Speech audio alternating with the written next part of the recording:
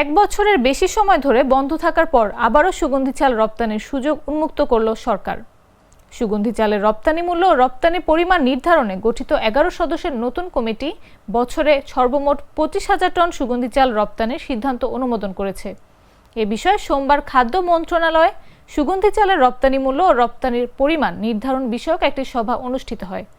সভায় বিস্তারিত আলোচনা শেষে বাংলাদেশ চাল রপ্তানিকারক সমিতি ও বাংলাদেশ এগ্রো প্রসেসর্স অ্যাসোসিয়েশনের আবেদনের পরিপ্রেক্ষিতে 25,000 টন সুগন্ধি চালের রপ্তানি কার্যক্রম 6 মাসের মধ্যে সম্পন্ন করার সময়সীমা নির্ধারণ করে committee.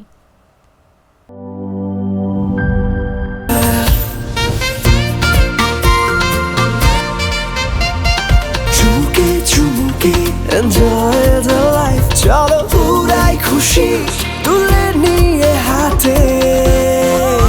Cheer up, oh oh, cheer up, oh oh, cheer up, oh oh, cheer up. চিল হবে রিফ্রেশিং মুডে। চিয়ার আপ, চলো উড়াই খুশি।